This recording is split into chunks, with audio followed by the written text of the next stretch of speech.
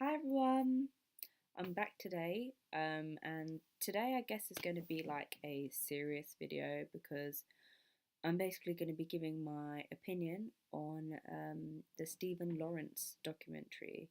It's quite different to the videos I normally do, but this one, when I watched it, it really hit me hard. I brought it all home, and I just wanted to kind of like voice my opinion on what I think about it. Um, this video is probably going to be quite controversial, and there will probably be lots of people that have a different opinion, and that's fine because everyone's entitled to their own opinion. But this is my personal opinion. So, yeah, if you like the video, then please press like and subscribe to my channel. And I also want to do a quick shout out to my friend who did my makeup today.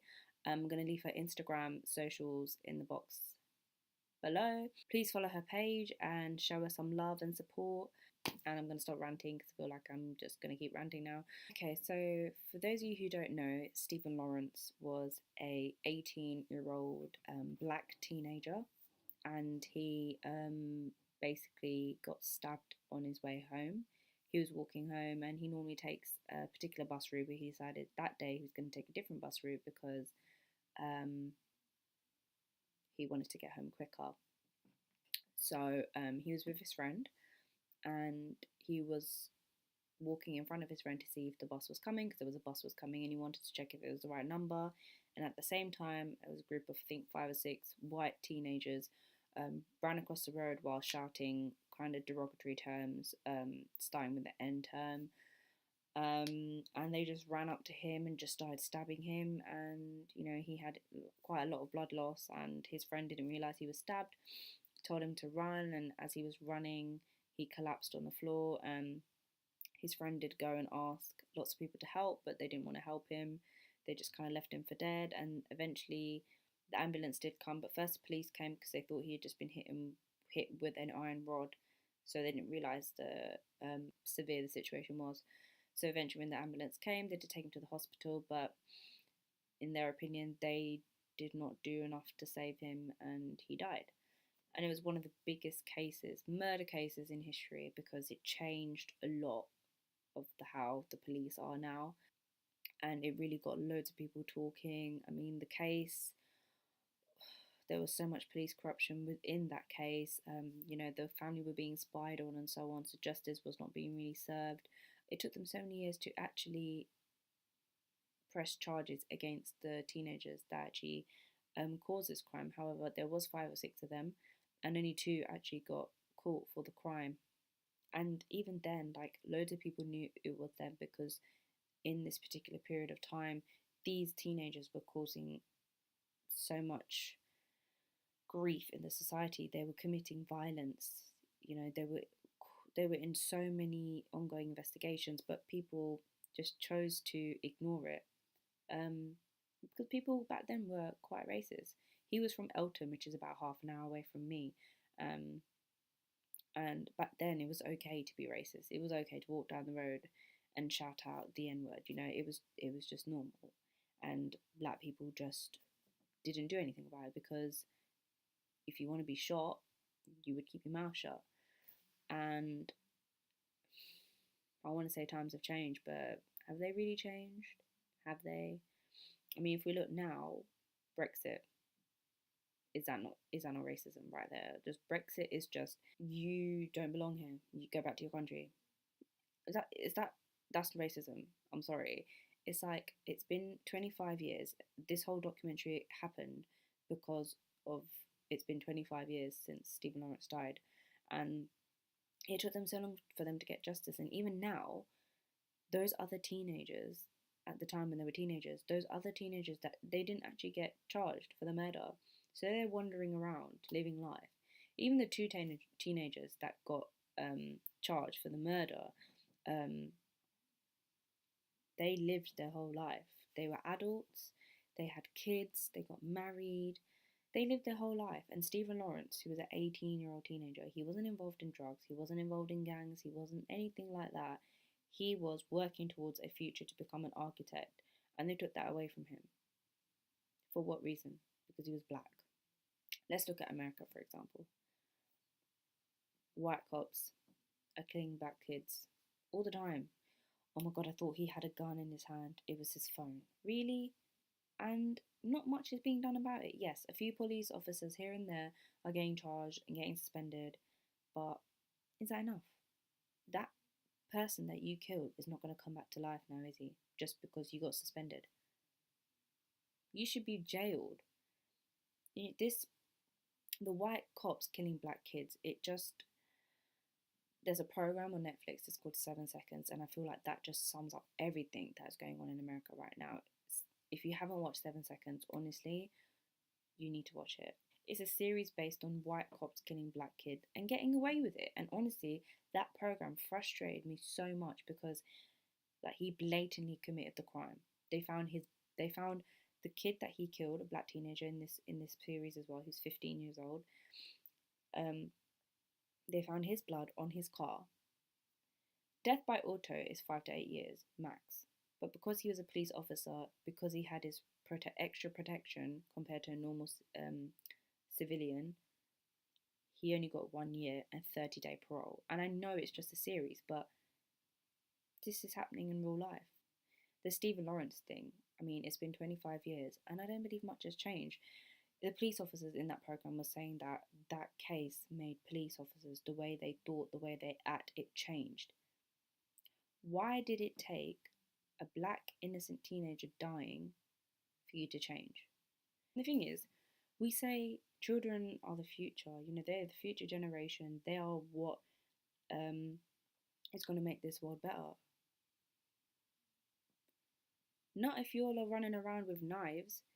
A couple of weeks back, I think 3 weeks ago, there was a teenager, 13 years old, that was found with a machete, literally this big. I've never seen a machete so big in my entire life, in his waistband. He was just walking around chilling in the streets of London with a machete in his waistband. Number one, where did he get it from? Number two, he's 13. Who supplied it to him? Because he's underage, he's a minor, he shouldn't even be allowed to carry knives. Number three, what makes them think walking around with a knife or machete even is okay? Or you know what? I'm cool. I'm in a gang. I think I'm a bad man, so I'm just gonna have this machete in my waistband. If anyone comes chat to me, anyone come look at me, I'll just dash out with this machete. What are you gonna do? Cut them, and then you're gonna go to prison for the rest of your life, and then you're gonna say I'm a changed person. How you change? You're 13 years old. You're supposed to be innocent at 13 years old. 13 years old. You're in year 8. Okay, you're supposed to be living your life, going on school trips. You know, revising for your SATs. Not walking outside on the road with machete thinking, oh yeah, I'm such a bad man. And all because these people are listening to drill music.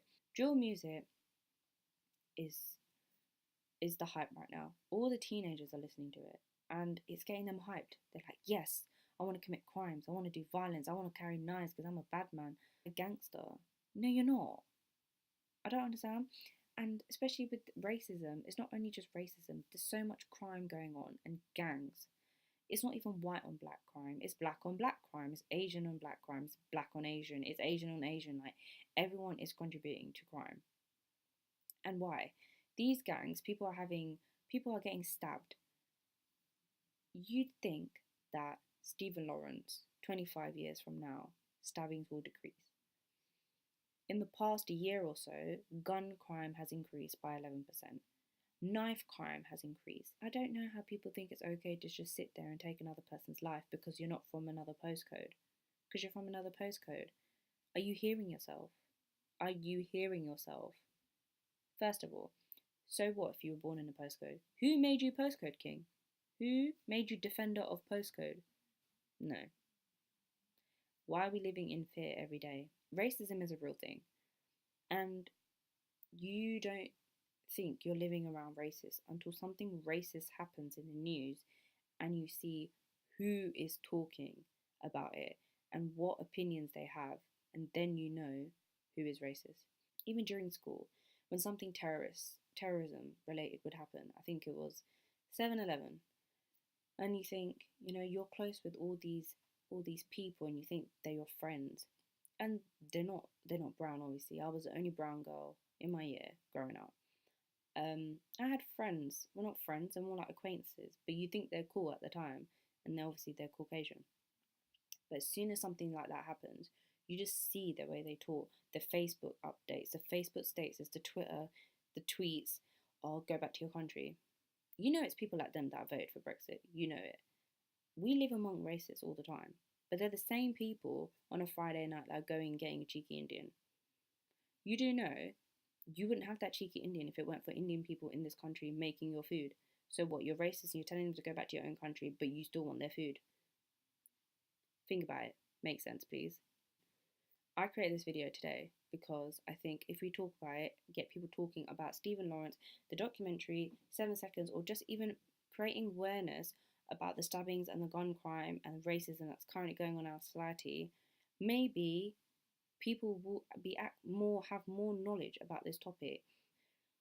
People are getting acid, drugs so easily nowadays, and it's scary that the government is allowing these things to happen. And to be honest, when the Stephen Lawrence case started, not many people were for it. People were against it, their lawyers were trying to prove that these white teenagers did do it. And these white teenagers, their lawyers, managed to get them off every time. And it carried on and carried on. And it only was when Nelson Mandela heard about the case and he came to Britain and he said he wanted to meet Stephen Lawrence's parents. And that is when the case went worldwide and people then start taking a proper interest in the case.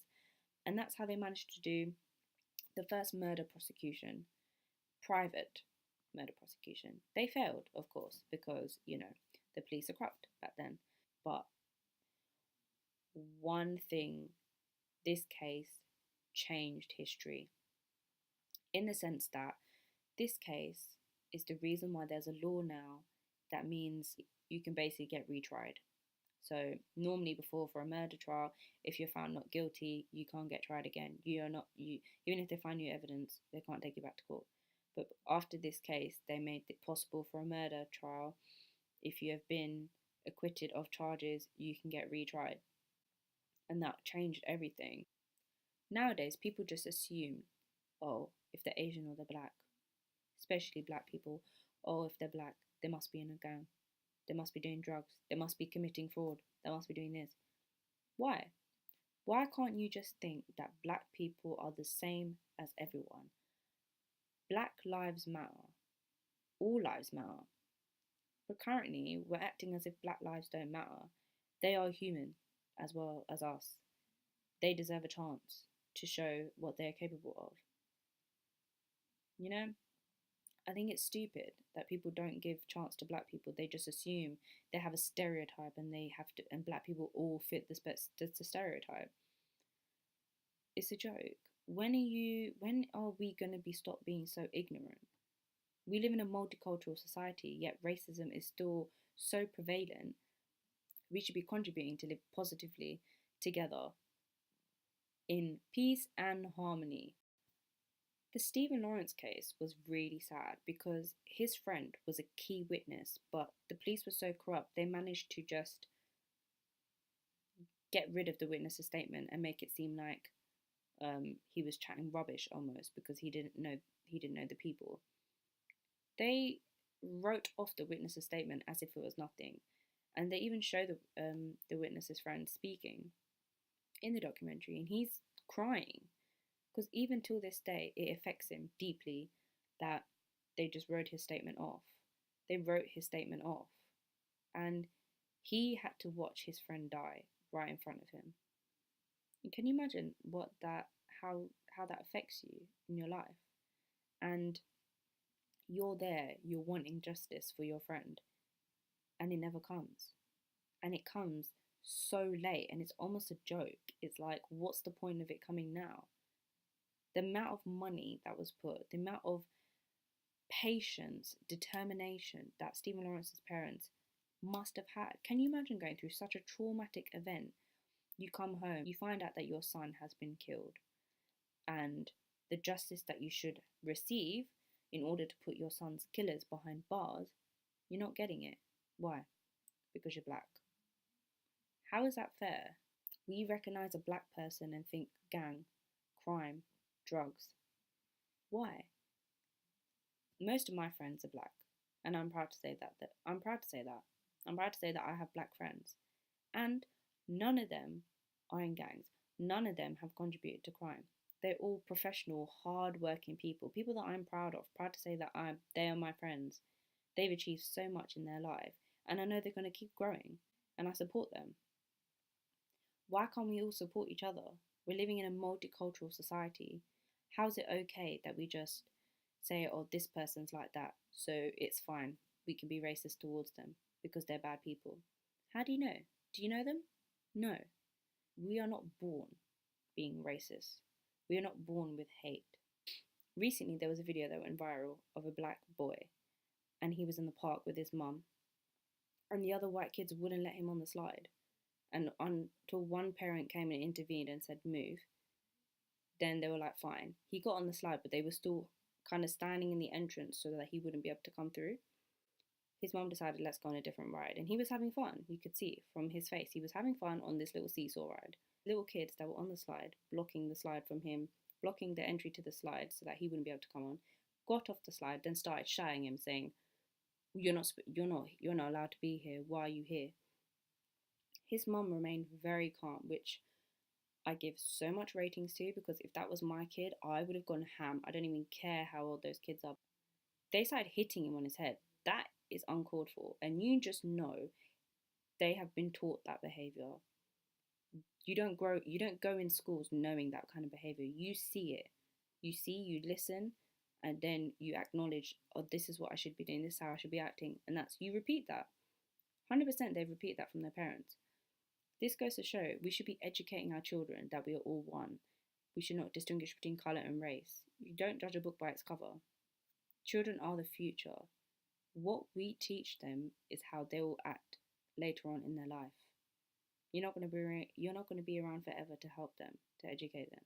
So what you teach them at a young age is going to count for how they act in the future. I think that's very important, because those teenagers that killed Stephen Lawrence, their parents allowed them to act like this. This wasn't a one-night thing where they decided to just kill Stephen Lawrence. They had been tormenting the people who lived in Eltham for years. And why were they allowed to do that? Because people didn't objectify against them. People didn't say anything to them. Number one, they were scared. But their parents, they could have said something. But no, they were fine, because they were exactly the same as them. So they've taught them to be like that.